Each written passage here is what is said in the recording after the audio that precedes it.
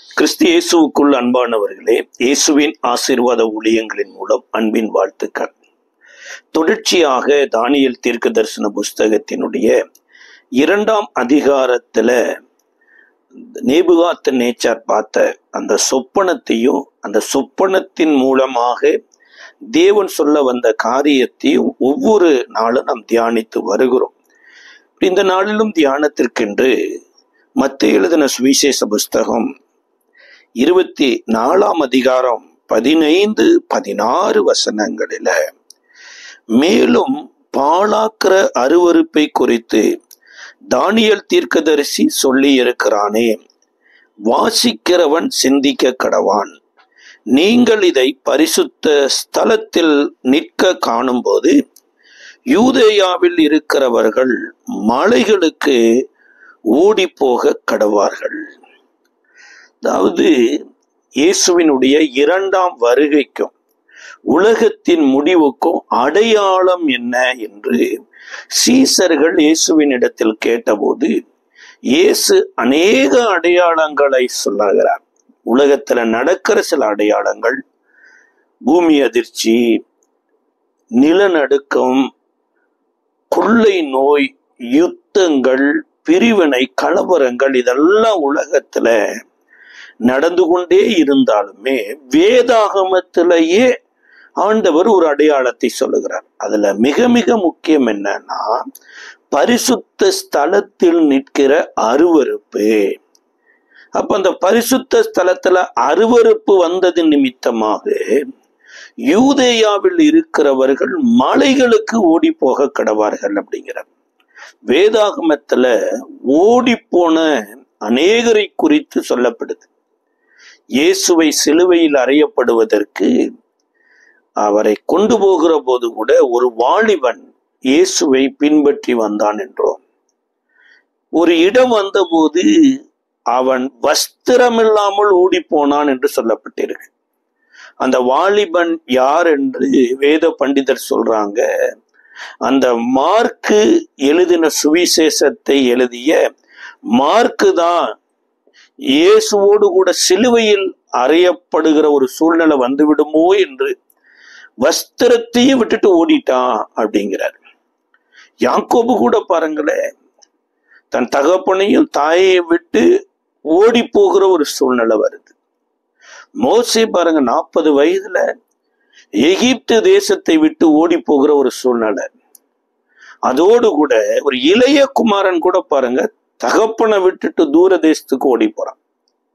இப்ப விட்டு ஓடி போனவர்கள் எல்லாம் நல்லா இருந்தாங்களான்னு பாருங்க, ஒருத்தர் நல்லா இல்ல. ஆனா ஓடி போறதற்கு பின்னணியில ஏதோ ஒரு காரணம் இருந்தது, அதுதான் உண்மை. அப்ப இங்க யூதேயாவில இருந்து மலைகளுக்கு ஓடி போறானா, யூதேயாவில இருக்க வேண்டிய பாதுகாப்பு, இருக்க வேண்டிய மகிமை யூதேயாவை விட்டு விலகிற போது, யூதேயா நம்மளை பாதுகாக்க போறதில்ல, யூதேயாவே தன்னை பாதுகாக்க முடியாத அருவருப்பை உள்ள இழுத்து கொண்டதுனால இப்ப யூதேயாவை விட்டு ஓட வேண்டிய ஒரு சூழ்நிலை வரும் என்று இயேசு சொல்லுகிறார். அப்ப தானியேல் தீர்க்கதரிசி சொல்லி இருந்ததை வாசிக்கிறவன் சிந்திக்க கடவான் என்றால், அந்த 2ஆவது அதிகாரத்துல இந்த நேபுகாத்நேச்சார் பார்த்த அந்த சொப்பனத்துல இருக்கக்கூடிய ஒவ்வொரு பார்ட்டும் ஒவ்வொரு ராஜ்யம் என்று தானியேலை விவரித்து சொல்லி கொண்டு வருகிறார். தலை பசும் பொன்னா இருக்குது, அது பாபிலோனிய ராஜ்யம். 2வது மார்பும் கைகளும் வெள்ளியா இருக்குது, அது பெர்சிய ராஜ்யம். வயிறும் தொடையும் வெண்கலமா இருக்குது, இது கிரேக்க ராஜ்யம் என்று கடந்த நாட்கள் முழுவதும் தியானித்தோம்.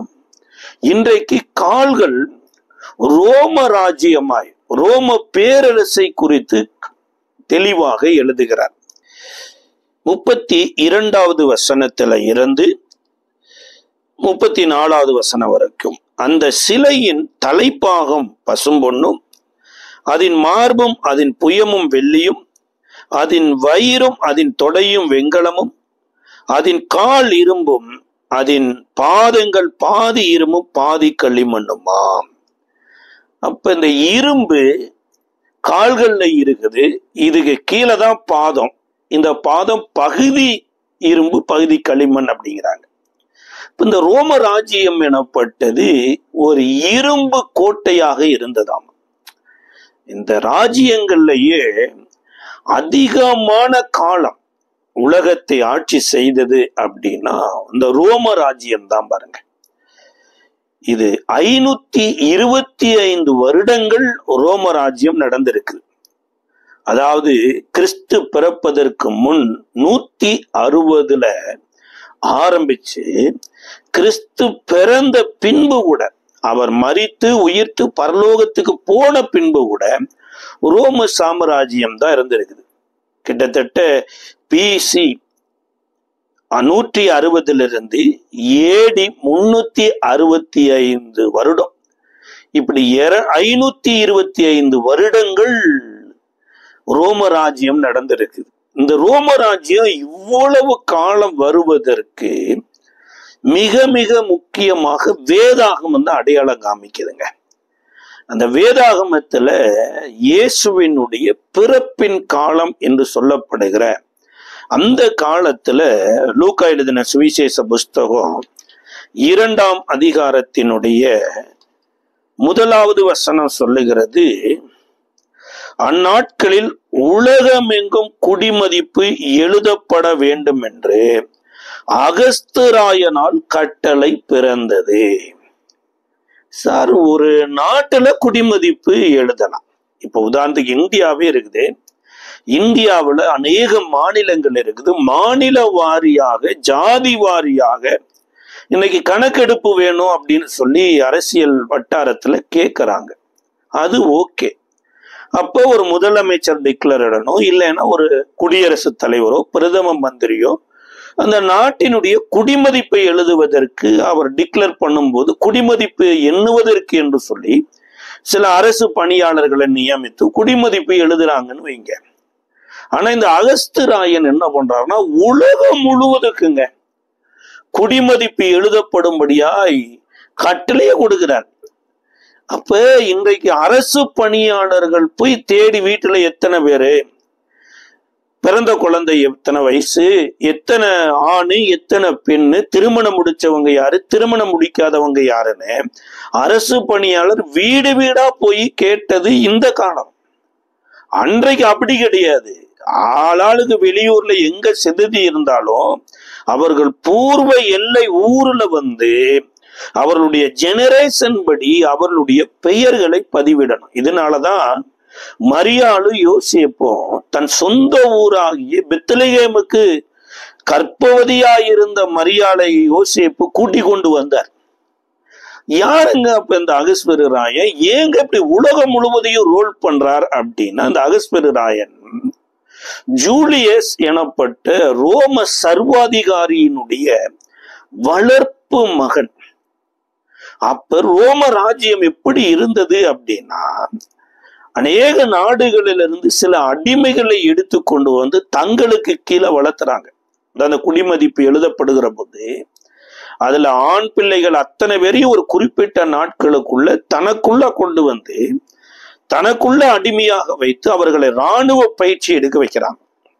இந்த இராணுவ பயிற்சியில தனக்கு விசுவாசமா இருக்கக்கூடிய மக்களை அந்தந்த மாகாணங்கள்ல அந்தந்த நாடுகள்ல போய் ஆட்சி செய்ய வைக்கிறாங்க. அப்ப ஒரு யூதனா இருக்கக்கூடிய ஒரு அடிமை யூதர்கள் இருக்கக்கூடிய நாட்டுல போய் ஆட்சி செய்யறார். ஒருவேளை இந்தியாவில் இருக்கிறாருன்னு வைங்கள, திராவிடர்கள் இருக்கிறாங்க. அன்னைக்கு சொல்றாங்க குமரி கண்டம்னு ஒண்ணு இருந்ததாமா. அந்த குமரி கண்டத்துல இருக்கிறவங்க காலகட்டத்துல கூட இந்த ரோம பேரரசு கூட வந்திருக்கலாம். அப்ப அந்த குமரி கண்டத்துல இருக்கிற சில அடிமைகளை எடுத்து கொண்டு வந்து தனக்கு விசுவாசமா இருக்கும்படி வளர்த்தி இந்த குமரி கண்டத்தை ஆளுகை செய்யும்படியாக கூட ரோமர்கள் நிறுவி இருக்கலாம். அப்படித்தான் உலகம் முழுவதும் அவரவர் ஆட்சி செய்தாங்க. ஆனா அவர்களுடைய கட்டுப்பாடு அனைத்தும் அவர்களை ரூல் பண்ணினது யார் அப்படின்னா ரோம பேரரசு. இந்த ரோமர்களுடைய ஆட்சி காலத்துல வேதம் சொல்லுதுங்க, உலகம் முழுவதும் ரோடு போட ஆரம்பிச்சாங்களாமா. எங்க வேணாலும் ரோமர்கள் போய் வருவதற்கு ரோடு போட்டிருக்கிறாங்க. ஆனா இன்னைக்கு சரித்திரம் எனப்பட்டது அநேகர் அதை சொல்லாததுனாலையோ அது மருவி போனபடியினாலையும் பேர் மறுவினதிலேயே நம்மளுடைய இருக்கிற இடத்தையே நம்ம எப்பேற்பட்ட இடம் அப்படிங்கிறது தெரியாம மறந்து போயிடும். பொள்ளாச்சி பக்கத்துல அங்களக்குறிச்சி என்கின்ற ஒரு பெயர்ல ஒரு ஊர் இருக்கு. அதாவது பொள்ளாச்சியிலிருந்து வால்பாறை போகிற வழியில அங்களக்குறிச்சி எனப்பட்ட ஒரு ஊர் இருக்குது. இந்த அங்களக்குறிச்சி என்கின்ற ஊரு அது ஆங்கிலேய ஒரு பிரபு, ஒரு இளவரசன் வருகிறதற்காக ஒரு ட்ரெயின் ரோடே போட்டாங்களாமா. அந்த ட்ரெயின் ரோடு வருகிற அந்த இடம் பேரு அங்களக்குறிச்சி கிடையாது, ஆங்கிலேயர் குறிச்சி அப்படின்னு பேர் இருந்தது. அது பெயர் மருவி மருவி மருவி இப்ப என்ன ஆயிடுச்சுன்னா அங்களக்குறிச்சி என்கின்ற ஒரு பெயர் வந்துருச்சு. அதே மாதிரிதாங்க இந்த ரோமர்களுடைய ஆட்சி முறை எனப்பட்டது இன்றைக்கும் இந்த ரோடு போட்ட காரியங்கள்லயா இருக்கலாம், சட்டங்கள் இயற்றப்பட்ட காரியங்களா இருக்கலாம், அரசியல் அமைப்பு காரியங்களா இருக்கலாம். இன்னைக்கு இந்தியாவில் கூட நடத்தப்படுகிற லோக்சபா எலெக்ஷன், எம்பி எலெக்ஷன், சட்டமன்ற எலெக்ஷன், இதுல மக்களால் தேர்ந்தெடுக்கப்படுகிற பிரதிநிதிகள் போல உலகத்துல ஒரு காரியத்தை ஒரு நாட்டுக்குள்ள கொண்டு வருவதற்கு 2 அவைகளிலும் தீர்மானம் எடுக்கப்படணும். இது எல்லாமே ரோமர்கள் ஏற்படுத்தி வைத்த மெத்தேடு.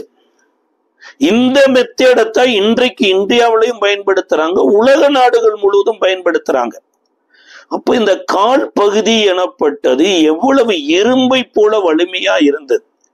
இவ்வளவு சட்டங்களும் அதே மாதிரிதான், தண்டனைகளும் அதே மாதிரிதான். இந்தியாவில் கூட ஒரு அக்யூஸ்ட், ஒரு காவலாரி கையில இருந்து தப்பிச்சு போயிட்டா கூட அந்த அக்யூஸ்ட சுடக்கூடிய சில பகுதிகள் எனப்பட்ட இருக்குது. கால்களுக்கு கீழே தான் சுடணும். அதே போல யாரோ ஒருத்தர் தப்பு பண்ணிட்டா கம்பி என்னணும் அப்படிங்கிறாங்க, அல்லது விளங்கிட்டு கூட்டிட்டு போகணுங்கிறாங்க. இது எல்லாமே இரும்பு சார்ந்த காரியங்கள் அத்தனையும் கொண்டு வந்தது யாருன்னா இந்த ரோம பேரரசு தான். சார் அதை விடுங்க, நம்ம ஒவ்வொரு நாட்களும் சொல்லுகிறோம் பாருங்க, ஞாயிறு முதல் சனி வரைக்கும் சொல்லப்படுகிற இந்த கிழமைகளுடைய பெயர்கள் அத்தனையுமே ரோமர்கள் வழிபட்ட தெய்வங்களுடைய பெயர்கள். அப்ப அந்நிய தெய்வத்தினுடைய நாமத்தை உச்சரியாது இருப்பாயாக என்று அங்க தாவீது சொல்லுகிற சில காரியங்களை பார்த்தா நம்ம எவ்ரி டே சொல்லுகிறது அத்தனையுமே அந்நிய தெய்வங்களுடைய பேரை தான் சொல்றான். டே தான் அப்படி இருக்குன்னு பாருங்க. மாதங்கள் யோசிச்சு பாருங்களேன், ஜனவரியில இருந்து டிசம்பர் வரைக்கும் இது அத்தனையுமே ரோமர்களுடைய ராஜாக்களுடைய பெயர்களும் ரோமர்கள் வழிபட்ட தெய்வங்களுடைய பெயரும் தான். ஜூலை மாதம் அப்படிங்கிறோம், இந்த அகஸ்பெரு ராஜாவினுடைய வளர்ப்பு தகப்பனாகிய ஜூலியஸனுடைய பெயர் தான் ஜூலை மாதமாக நம்ம சொல்லிக்கிட்டு இருக்கிறோம். அப்ப இந்த ஜூலை மாதத்துக்கு முன்னாடி என்ன பெயர் இருந்தது அப்படின்னா வேதம் சொல்லுதுங்க, ஜூனே எனப்பட்ட தெய்வத்தின் பெயர் தான் ஜூன் அப்படிங்கிறாங்க. அகஸ்பெரு ராஜனுடைய ஜூலியஸ் என்ற பெயர் தான் ஜூலைங்கிறது. இப்ப இது எல்லாமே ரோமர்களால் ஏற்படுத்தப்பட்டதுதான். இப்ப ஞாயிறு எனப்பட்டது டைகோலிஸ், சூரிய நாள் அப்படிங்கிற ஒரு பேருக்குரிய அர்த்தங்க. சனிக்கிழமை எனப்பட்டது சாட்டர்னி அப்படிங்கிற ஒரு கடவுளுடைய, சனி பகவான் இன்றைக்கு எல்லாரும் சொல்றாங்க பாருங்க, அதனுடைய பெயர். அதே போல வெள்ளி எனப்பட்டது ஒரு பெண் தெய்வத்தினுடைய மப்ரி அப்படிங்கிற ஒரு பெயர். வியாழன் எனப்பட்டது கோர் எனப்பட்ட இடி மின்னலை வழிபடுகிற சில பேர். இப்படி ஒவ்வொரு பெயர்களுமே இன்றைக்கு நம்ம உச்சரிக்கிறது அத்தனையுமே ரோமர்கள் ஏற்படுத்தி வைக்கப்பட்ட இந்த இரும்பு சம்பந்தப்பட்டதுதான். அப்ப இந்த ஜூலியஸ் எனப்பட்டவர் இரும்பே உருக்கிவிடும் எனப்பட்ட ஒரு தீர்க்க தரிசனம் நீதிமொழிகள்ல சொல்லப்படுது. இரும்பை குறித்து ஞானி தீர்க்க தரிசனமா எழுதுறாரு. நீதிமொழிகளின் புஸ்தகம் 27ஆம் அதிகாரம் 17வது வசனம், இரும்பை இரும்பு கருக்கிவிடும், அப்படியே மனுஷனும் தன் சிநேகிதனுடைய முகத்தை கருக்கி விடுவான். சர்வதிகாரியாய் இருந்த ரோம பேரரசனுடைய மன்னர் தன்னுடைய சிநேகிதர்களால கொலை செய்யப்பட்டாராம். அவரை ஏன் கொலை செய்தாங்க அப்படின்னு சட்டம் வல்லுநர்கள் சொல்லுகிறாங்கன்னா, இவர் ஆட்சி காலத்துல இவருடைய சிலைகள் எல்லா பட்டணங்களிலும் ஏற்படுத்துறார். எல்லா மக்களும் தன்னை புகழ வேண்டும் என்கின்ற ஒரு ஸ்தானத்துல தன்னைத்தானே பிரசித்தப்படுத்திட்டு வர்றார். அதோடு கூட ஒரு இடத்துல மக்கள் தினமும் தன்னை பார்க்கணுமே என்று சொல்லி நாணயங்கள்ல தன்னுடைய சொரூபத்தை பதிக்கிறார். இதைத்தான் இயேசுவின் காலகட்டத்துல கூட இயேசுவின் இடத்தில் ராயனுக்கு வரி செலுத்துவது நியாயமா சரியா என்கின்ற சில காரியங்கள் கேட்கிறாங்க. இப்ப ஆண்டவர் சொல்றாரு, ராயனுடையதை ராயனுக்கும் தேவனுடையதை தேவனுக்கு செலுத்துங்கள் அப்படிங்கிறார். அப்ப இந்த ரோம பேரரசினுடைய ஆட்சி காலம் உலகம் முழுவதும் யாராலும் அழிக்க முடியாது என்கின்ற ஒரு ராஜ்யமாய் இருந்தது. ஆனா கிறிஸ்து பிறந்து 365 வருடங்களுக்கு அப்புறம் இந்த ரோம சாம்ராஜ்யம் முடிவுக்கு வருது. இந்த ரோம சாம்ராஜ்யம் முடிவுக்கு வருதுங்கிறதை காட்டிலும் இதை முடிவுக்கு கொண்டு வந்தது யார் அப்படின்னா, கைகளால் பெயர்க்கப்படாத ஒரு கல் இந்த இரும்பையும் உருக்கி ஒண்ணுமில்லாம ஆக்கிடுச்சு அப்படிங்கிறார். அப்ப இந்த சட்டதிட்டங்கள் எனப்பட்டது கிறிஸ்துவினுடைய சட்டதிட்டங்களை காட்டிலும் இந்த உலகத்துல பெரிதான சட்டம் எனப்பட்டது ஒன்றுமே கிடையாதுங்க. இன்றைக்கு பெரிய பெரிய சட்டங்களை இயற்றி மக்கள் அத்தனை பேரையோ நல்வழிப்படுத்த வேண்டும் என்று பல காரியங்கள் செய்றாங்க. ஆனா எவ்வளவுக்கு எவ்வளவு சட்டங்கள் அதிகரிக்கிறதோ அவ்வளவுக்கு அவ்வளவு குற்றங்களும் அதிகரிக்குது. ஆனா வேதம் தான் சட்டத்தை குறித்து ஒரு மிக முக்கியமான அடையாளம் காமிக்கிறது. ரோமருக்கு எழுதின நிருபத்துல பவுல் எழுதுறாரு, ரோமாபுரியில இருக்கக்கூடிய தேவனுடைய பிள்ளைகள் ரோமர்களுடைய சட்டதிட்டத்தை ஃபாலோ பண்ணக்கூடாது, தேவனுடைய சட்டதிட்டத்தை ஃபாலோ பண்ணணும்னு சொல்லி 6ஆம் அதிகாரம் 17வது வசனத்துல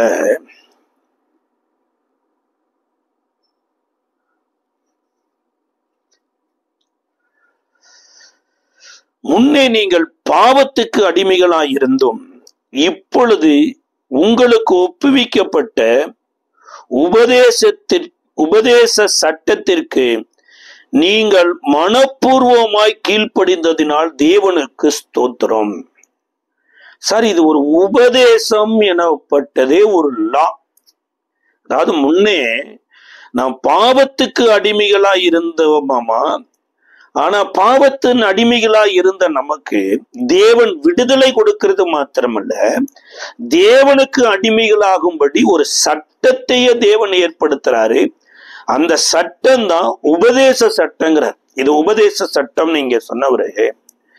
அது தீமோத்தேயுக்கு எழுதும் போது நிருபத்தில் எழுதுறாரு. 2 தீமோத்தேயின் புஸ்தகத்தினுடைய 1வது அதிகாரம் 13வது வசனத்துல, நீ கிறிஸ்து இயேசுவை பற்றும் விசுவாசத்தோடும் அன்போடும் என்னிடத்தில் கேட்டிருக்கிற ஆரோக்கியமான வசனங்களின் சட்டத்தை கை கொண்டீரே. அப்ப இங்க பவுல் சொல்லுகிற சட்டம் 2 முக்கியமான காரியத்தை உள்வாங்கி இருக்கிறது. ஒன்று என்னன்னா, அன்போடு என்னிடத்தில் கற்றுக்கொண்டிருக்கிற ஆரோக்கியமான வசன சட்டம் அப்படிங்கிறார். அப்ப ஆரோக்கியமான வசன சட்டத்தை இன்றைக்கு அநேகர் அறியாததுனாலதான், அன்பின் சட்டத்தை அறியாததுனாலதான் அநேக அசம்பாவிதங்கள் நடக்குது. இத 2வது அதிகாரத்தினுடைய 2ஆம் அதிகாரம் 5வது வசனத்துல சொல்றாரு, மேலும் ஒருவன் மல்யுத்தம் பண்ணினால் சட்டதிட்டத்தின்படி பண்ணாவிட்டால் முடிசூட்டப்படான். அப்ப ஒரு லா எனப்பட்டத சுவிசேஷத்தின் மூலமாய் இந்த உலகத்துக்குள்ள இயேசு கொண்டு வந்தார். அந்த லா உலகத்துக்குள்ள வராத வரைக்கும் அநேகர் எதையெல்லாம் பெருசா நினைத்து கொண்டு இருந்தாங்க அப்படிங்கிறத இயேசுவே இந்த சம்பவத்தோடு கூட சொல்றார். மத்தேயு எழுதின சுவிசேஷ புஸ்தகம் 21வது அதிகாரத்தினுடைய 37 41 வரைக்கும் மிக முக்கியமா இயேசு சொல்றாங்க. அதாவது ரோமருடைய லாவை முக்கியப்படுத்தி வாழ்ந்து கொண்டிருந்த யூதர்கள் மத்தியில தேவனுடைய லா எனப்பட்டது மறக்கப்பட்டு போயிட்டு, தேவன் கொடுத்த சட்டதிட்டங்களை விட்டுட்டாங்க, தேவனுடைய கற்பனைகளை விட்டுட்டாங்க. இன்றைக்கு உலகத்தின் சட்டதிட்டங்களை மாத்திரம் பின்பற்றுறாங்க. ஆனா ஒரு தேவனுடைய பிள்ளை தேவனுடைய சட்டதிட்டத்தின்படி நடக்க ஆரம்பிக்கும் போது அது ஆரோக்கியமான சட்டமா இருக்குதுங்கிறாரு, அது வசன சட்டங்கிறாரு, அது உபதேச சட்டங்கிறாரு. அப்போ இந்த சட்டத்தையும் மக்கள் அறியாம இருந்ததுனால ஒரு உவமையோடு கூட தேவனுடைய லா சட்டத்தை சொல்றார். இதுல 37வது வசனத்திலிருந்து நம்ம வாசிக்கிறோம். வேறொரு உவமையை கேளுங்கள். வீட்டெஜமானாகிய ஒரு மனுஷன் இருந்தான். அவன் ஒரு திராட்சை தோட்டத்தை உண்டாக்கி அதை சுற்றிலும் வேலி அடித்து அதில் ஒரு ஆலையை நாட்டி கோபுரத்தையும் கட்டி தோட்டக்காரர்களுக்கு அதை குத்தையாக விட்டு புறதேசத்துக்கு போயிருந்தான். கனிகாலம் சமீபித்த போது அதன் கனிகளை வாங்கி கொண்டு வரும்படி தன் ஊழியக்காரனை தோட்டக்காரிடத்தில் அனுப்பினான். தோட்டக்காரர் அந்த ஊழியக்காரனை பிடித்து அவனை அடித்து அவனை கொலை செய்து ஒருவனை கல்லெறிந்து கொன்றார்கள். பின்னும் அவன் முந்தினவர்களிலும் அதிகமான வேற ஊழியக்காரரை அனுப்பினான். அவர்களையும் அப்படியே செய்தார்கள். கடைசியிலே அவன் என் குமாரனுக்கு அஞ்சுவார்கள் என்று சொல்லி தன் குமாரனை அவர்களிடத்தில் அனுப்பினான். தோட்டக்காரர் குமாரனை கண்டபோது இவன் சுதந்திரவாளி, இவனை கொன்று இவன் சுதந்திரத்தை கட்டி கொள்ளுவோம் வாருங்கள் என்று ஒருவரோடு ஒருவர் சொல்லிக்கொண்டு அவனை பிடித்து திராட்சை தோட்டத்துக்கு புறம்பே தள்ளி அவனை கொலை செய்தார்கள். இப்படி இருக்க திராட்சை தோட்டத்தின் எஜமானன் வரும்போது அந்த தோட்டக்காரரை என்ன செய்வான் என்று கேட்டார். அதற்கு அவர்கள் அந்த கொடியரை கொடுமையாய் அழித்து ஏற்ற காலத்தில் தனக்கு கனிகளை கொடுக்கத்தக்க வேறொரு தோட்டக்காரரிடத்தில் திராட்சை தோட்டத்துக்கு குத்தகையாக கொடுப்பான் என்றார்கள். இயேசு அவர்களை நோக்கி, வீடு கட்டுகிறவர்களால் ஆகாதென்று தள்ளின கல்லே மூளைக்கு தலை கையில் ஆயிற்று, அது கர்த்தராலே ஆயிற்று, அது நம்முடைய கண்களுக்கு ஆச்சரியமாய் இருக்கிறது என்று வேதத்தில் ஒரு காலம் வாசிக்கவில்லையா? ஆகையால் தேவனுடைய ராஜ்யம் உங்களிடத்திலிருந்து நீக்கப்பட்டு அதற்கு ஏற்ற கனிகளை தருகிற ஜனங்களுக்கு கொடுக்கப்படும். இந்த கல்லின் மேல் விழுகிறவன் நொறுங்கி போவான், இது எவன் மேல் விழுமோ அவனை நசுக்கி போடும் என்று நான் உங்களுக்கு சொல்லுகிறேன் என்றார். அது முதற்கொண்டு அவரை பிடித்து கொலை செய்ய வகை தேடி கொண்டிருந்தார்கள். இப்ப இயேசு இங்க ஒரு மிகப்பெரிய ஒரு லாவை கொடுக்கிறார்.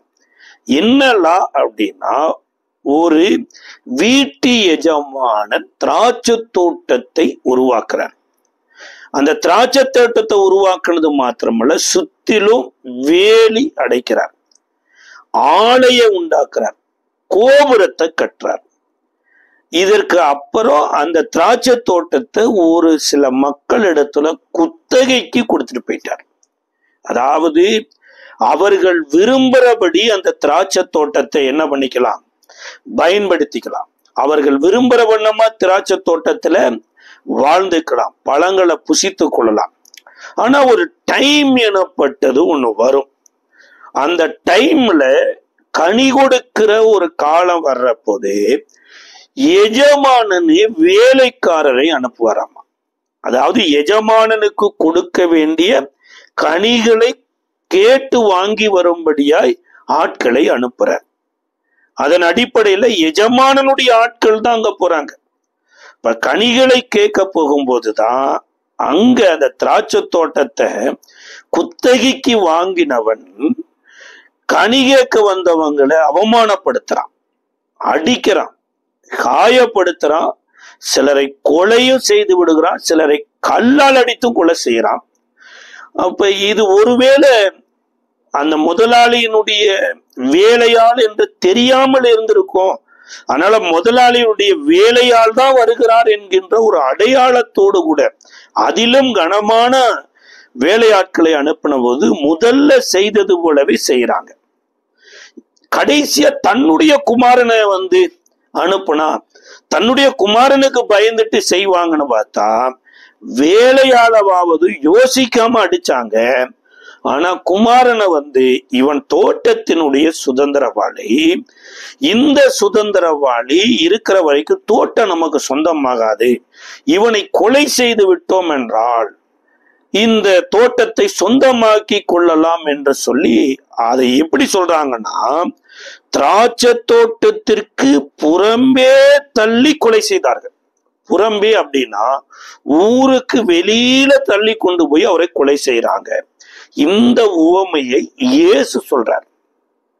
அப்ப என்ன இயேசு இதன் மூலமா சொல்றாருன்னா, இந்த எருசலேம் எனப்பட்டது தேவனுடையவர்கள் என்று சொல்லப்படுகிற எல்லாமே ஒரு திராட்சை தோட்டம் மாதிரி தான்.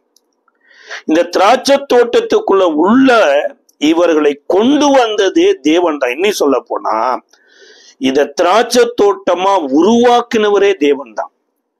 இந்த திராட்சை தோட்டத்துக்குள்ள ஆலயை ஏற்படுத்தினவரு, அதோடு கூட வேலி அடைத்தவரு, கோபுரத்தை கட்டினது எல்லாமே இவர் தான். இவர்கள் உள்ள அவருடைய தோட்டம் என்று வாழ்ந்து இவர்கள் அனுபவிக்கலாம். ஆனா இவர்கள் அவருடைய தோட்டம் என்று வாழ்ந்து அனுபவிக்காம, அவருக்குள்ள வாழ்ந்துட்டு அவரை மகிமைப்படுத்தாம, அவர்தான் இந்த தோட்டத்தின் முதலாளி எனப்பட்டதை அறிவிக்காம தாங்களுடைய சுகபோகத்துல வாழ்ந்து இதை கேட்க வந்தவங்களை கொலை செய்யறாங்க. ஆனா இவங்க செய்யறது ஒரு விதத்துல பார்த்தா இந்த உலக லால பார்த்தா கரெக்டா தான் இருக்கு. ஏன் அப்படின்னா, நான் தான் உழவு ஓட்டுறேன், நான் தான் விதை விதைக்கிறேன், நான் தான் நீர் பாய்ச்சுறேன், நான் தான் உரம் போடுறேன், நான் தான் வேலையாட்களை அமைக்கிறேன், நான் தான் எல்லாத்தையுமே பண்றேன். இதனுடைய ஒரு பங்களிப்பு கூட முதலாளியின் இடத்துல இருந்து வரல. நான் ஏன் முதலாளிக்கு ஏதாவது செய்யணும் போல எல்லோருடைய மனசுல இப்படித்தான் தோணுது. ஆனா ஒன்று மறந்துடக்கூடாது, நீங்க எல்லாமே செய்தாலும் அந்த லேண்டு எனப்பட்டது முதலாளியுடையது. இந்த பூமியில நான் எந்திரிக்கலாம், வேலைக்கு போலாம், வீட்டுக்கு வரலாம், பணம் சம்பாதிக்கலாம், வீடு கட்டலாம், காரு வாங்கலாம், என்ன வேணாலும் பண்ணலாம் சார். ஆனா சுவாசிக்கிற காற்றுங்கிற ஒன்று கர்த்தரிடத்திலிருந்து வந்தது. நடக்கிற பூமி எனப்பட்டது கர்த்தர் படைச்சது. என்னுடைய அவயங்கள் அத்தனையுமே அல்ல பிரசங்கில சொல்லப்பட்டிருக்குது, ஆவியின் வழி இன்னதென்று அறியாதது போல கற்பவதியின் வயிற்றில எலும்புகள் உருவாகிற விதம் இன்னதென்று அறியாதது போல தேவன் எல்லாவற்றையும் செய்கிற தேவனுடைய செயலை அறியாய் அப்படிங்கிறார். அப்ப இது எல்லாமே நான் செய்யலைங்க, முதல்ல என்னையே அவர் செய்தார். அவரால செய்யப்பட்ட நான், அவரால் படைக்கப்பட்ட பூமியில அவர் கொடுத்த காற்றை சுவாசிச்சுட்டு அவர் உயிரோடு இருக்கிறார் என்று நான் வாழ்ந்து காண்பிப்பதற்காகத்தான் தேவன் வைத்திருக்கிறார். இந்த இஸ்ரவேல் மக்கள் எகிப்து தேசத்துல படாத பாடுபட்டு இருந்தாங்க. அதாவது எகிப்துல குடியிருக்கிறதுக்கும் வேலை செய்யணும், இவர்களுக்கு ஆகாரம் வேணும், இவர்களுக்கு அப்பம் வேணும், அதுக்கும் ஓவர் டைம் பார்த்தா வேலை செய்யணும். குடியிருப்பதற்கே வேலை, இவர்கள் ஆகாரம் வேணுங்கிறதுக்கு ஓவர் டைம் வேலை பார்த்தா எகிப்துல குடிமை இருந்தாங்க. கொடூரமா அவர்கள் பார்வோனுடைய ஆளோட்டிகளும் எகிப்தில் அவர்களை அடிக்கவெல்லாம் செய்திருக்கிறாங்க. இப்பேற்பட்ட நிலைமையில இந்த அடிமை வாழ்வு எனப்பட்டது என்ன என்பதை இவர்கள் தத்துவமா அனுபவித்த போதுதான் மோசேயை கொண்டு ஆட்டுக்குட்டியினுடைய ரத்தத்தின் மூலமாய் தேவன் எகிப்திலிருந்து விடுதலையாக்கி 40 வருடம் தேவன் யாரு, தேவன் என்னென்னமெல்லாம் செய்யறாரு, தேவன் மனுஷனை எப்படியெல்லாம் வாழ வைக்கிறாரு என்பதை இவர்கள் அறியும்படி தாங்க வனாந்தரத்துல நடத்தினாரு. இதற்கு பின்புதான் இவங்க வெட்டாத கிணறு, நட்டாத திராட்சை தோட்டம், கட்டாத வீட்டுல கொண்டு போய் தேவன் அவர்களை குடியமர்த்தினார். ஆனா இவர்கள் ஒரு தலைமுறை போனதுக்கு அப்புறம் அடுத்த தலைமுறையினர் இந்த இஸ்ரேல் தேசத்துல இஸ்ரேலராய் வாழாமல் முன்னாட்களில் இருந்த கானானுடைய கல்ச்சரை பின்பற்றி கடைசியா உலகத்திற்கும் இஸ்ரேலுக்கும் வித்தியாசமே இல்லாத அளவுக்கு போயிடுச்சு. அப்ப என்ன இது ஆண்டவர் சொல்றாருன்னா, இந்த திராட்சை தோட்டத்துல கனி கேட்கக்கூடிய ஒரு காலம் வரும் பாருங்க. அந்த கனி கேட்க வேண்டிய காலத்துல நீ அவருக்கு கனியை கொடுக்கணும். அதுல கனி கேட்கிற காலத்தை குறித்து உபாகமத்துல சொல்றாரு, நீ ஒருவேளை வயல அறுத்தேனா, ஏதோ சில கதிர் நீ விட்டுட்டேனா திரும்ப போய் அதை அறுக்காத. அல்லது எல்லாவற்றையும் அறுத்துட்டு ஏதோ ஒரு கதிர்கட்டை விட்டுட்டேன்னா திரும்ப அதை எடுக்க போகாத. ஒரு அத்தி மரத்தை உளுத்துற, எல்லா பழமும் விழுந்துருது, சில பழங்கள் விழலைன்னா அதை போய் ஏறி போய் பிடுங்காத. அதுபோல ஒலிவ பழத்தை உதுத்துற, அதை போய் நீ என்ன பண்ணாத, ஏறி போய் பிடுங்காத. ஏன் அப்படின்னா இது அந்த தேசத்துல இருக்கிற பரதேசிகளுக்கும் அனாதைகளுக்கும் திக்கற்ற பிள்ளைகளுக்கும் அது உரியது அப்படிங்கிறார். அத்தோடு கூட நீ ஒரு பண்டிகை ஆசரிக்கிற, ஒரு சந்தோஷமா இருக்கிறேன்னா உன் சந்தோஷத்துக்கு தேவன் எதிரி கிடையாது. உன் சந்தோஷத்துல தேவனையும் சேர்த்து கொள்ளுகிறதற்கு அடையாளமா லேவியனை கூப்பிட்டுக்கோ, விதவைகளை கூப்பிட்டுக்கோ, திக்கற்ற பிள்ளைகளை கூப்பிட்டுக்கோ, அவர்களோடு கூட சேர்ந்து நீ செலிப்ரேட் பண்ண அப்படின்னார். இப்படி அநேக காரியங்கள். இந்த ஜூபிலி ஆண்டு எனப்பட்டது தேவன் உலகத்துல அன்பானவர் என்பதை இஸ்ரவேலர் வாழ்ந்து காண்பிக்கும்படியா சில சட்டதிட்டங்களை ஏற்படுத்தினார். ஒருத்தனை அடிமையா ஒரு இஸ்ரவேலனை தேர்ந்தெடுத்தா கூட அவன் 6 வருடம் அடிமையா இருக்கணும், 7வது வருடம் அவன் விடுதலையாய் போலாம். ஆனா 6 வருடத்து கூலியோ அவனுக்கு கொடுத்து அவனை விடுதலையோடு அனுப்பணும்னு தேவன் தான் அந்த ஆரோக்கியமான சட்ட திட்டத்தை இஸ்ரவேலருக்கு கொடுத்தாரு. ஆனா அந்த கனி கொடுக்கிறதை இவர்கள் விரும்பல.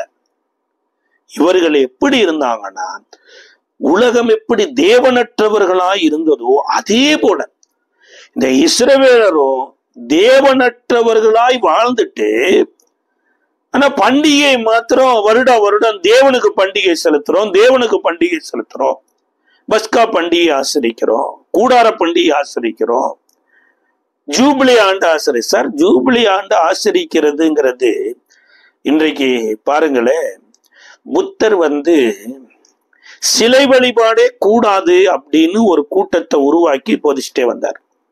ஜாதி மதி பேதங்களே இருக்கக்கூடாதுன்னு போதிச்சுட்டு வந்தார். ஆனா இந்த புத்த மார்க்கத்தை பின்பற்றுகிற எத்தனையோ பேர் புத்தருக்கே சிலையை வைக்க ஆரம்பிச்சிட்டாங்க. அதே மாதிரிதான் இங்க சடங்காச்சாரங்களை உள்ள கொண்டு தேவன் கொண்டு வந்த ஆரோக்கியமான சட்டத்தை அவர்கள் என்ன பண்ணிட்டாங்க, விட்டாங்க. இவர் என்னங்க கேட்டார், அந்த லேண்ட வருகிற வேலையாட்கள் பேருக்கு எழுதி கொடுங்கன்னா கேட்டாரு. அவருக்கு கொடுக்க வேண்டிய குத்தகைக்குத்தானே கொடுத்தாரு. அதே மாதிரி தாங்க இன்றைக்கு கிறிஸ்து இயேசுவுக்குள்ள வந்திருக்கிற நீங்களும் நானும் இந்த ஞானஸ்தான உடன்படிக்கை எனப்பட்டது 2 பேருக்கும் உரியது. தேவனும் எனக்கு செய்யணும், நானும் தேவனுக்காக வாழணும். கனி கொடுக்கிறது அப்படின்னா தேவன் எதிர்பார்க்கிற கனி எனப்பட்டது வேற.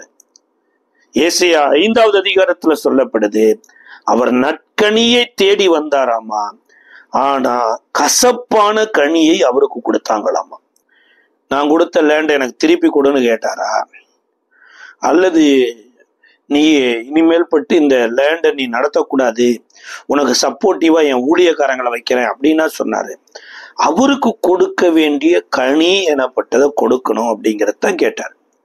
இவ்வளவு கிறிஸ்து இயேசுவுக்குள்ளே ஞானஸ்தானம் எடுத்திருக்கிற நீங்களும் நானும் தேவன் விரும்புகிற நற்கனி அப்படின்னா என்னன்னா, வேதம் சொல்லுதுங்க, கலாத்தியருக்கு எழுதின நிருபத்துல ஆவியின் கனிகள் எனப்பட்டது ஒண்ணு இருக்கு. சிலரை மன்னிக்கணும்னு ஆண்டவர் சொன்னார்னா அது ஒரு கனி. சிலருக்கு விட்டு கொடுக்கணும்னு சொல்றாரா, அது ஒரு கனி. இப்ப தேவன் இந்த கனிகளைத்தான் நம்மளிடத்துல எதிர்பார்க்கிறார். சில நேரம் தெரிஞ்சோ தெரியாமலோ நம்மளுடைய சகோதரர் எனப்பட்டவங்க நமக்கு விரோதமா சில காரியங்கள் பேசிடலாம், செயல்பட்டுடலாம். அவங்கள நம்ம மன்னிக்கணும் அப்படிங்கிறார். இல்ல, நான் மன்னிக்கவே மாட்டேன். ஆனா இயேசு எனக்கு என்ன பண்ணணும்? சுவாசிக்கிறதுக்கு நல்ல காத்து கொடுக்கணும், நான் பிரயாணத்துல நல்ல பாதுகாப்பு கொடுக்கணும், எனக்கு மனைவியை கரெக்டா கொடுக்கணும், பிள்ளை எனக்கு கரெக்டா கொடுக்கணும், வேலையை கரெக்டா கொடுக்கணும், நல்ல வேலை கொடுக்கணும், நல்ல வீடு கொடுக்கணும், நல்ல மனைவி கொடுக்கணும், நல்ல பிள்ளைகளை கொடுக்கணும், எல்லாமே எனக்கு நல்லாதான் கொடுக்கணும். ஆனா நானு கலாத்தியர்ல சொல்லப்பட்டு இருக்கிற இச்சையடக்கத்தோடு நான் வாழ மாட்டேன், மன்னிக்கிற குணத்தோடு வாழ மாட்டேன், சாந்த குணத்தோடு வாழ மாட்டேன், சந்தோஷமா வாழ மாட்டேன். அன்றைக்கு பேதுரு கூட கேட்கிறாரு பாருங்களேன், என் சகோதரன் ஒரு விஷயம் எனக்கு மன்னிச்சான்னா, அல்லது ஒரு விஷயம் கூட அவர் குற்றம் பண்ணிட்டா நான் எத்தனை விஷயம் கூட மன்னிக்கலாம் என்ற கேட்டபோது இயேசு சொல்றாரு, 7 தடவை இல்லை, 7 தடவை. அதாவது நீ வாழ்நாள் முழுவதும் மன்னிக்கணும், அந்த அளவுக்கு நீ மன்னிப்பு பெற்றிருக்கிற.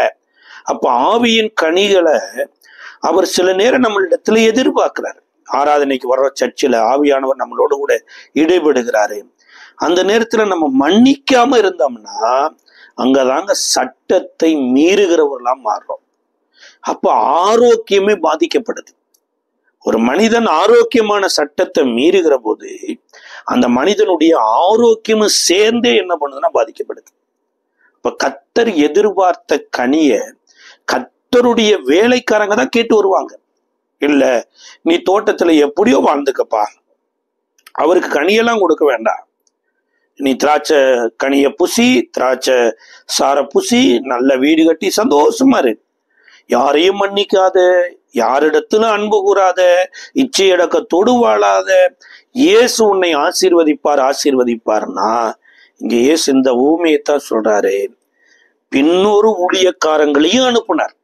முதல் வந்த ஊழியக்காரங்க எப்படி அவங்க கொலையானாங்களோ அவரை இடைவிடாம ஆட்களை அனுப்பிச்சு கொண்டே இருந்தார்.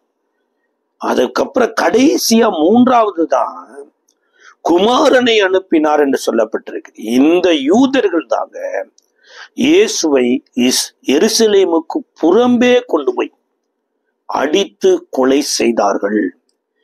இயேசு எருசலேமுக்கு புறம்பே கொலை செய்யப்பட்டதுனாலதான் இந்த ராஜ்யத்தின் சுவிசேஷம் வெளியே வருவதை காட்டிலும் இந்த ராஜ்யத்தை விட்டு யூதர்களை கர்த்தர் வெளியே தள்ளிட்டார்.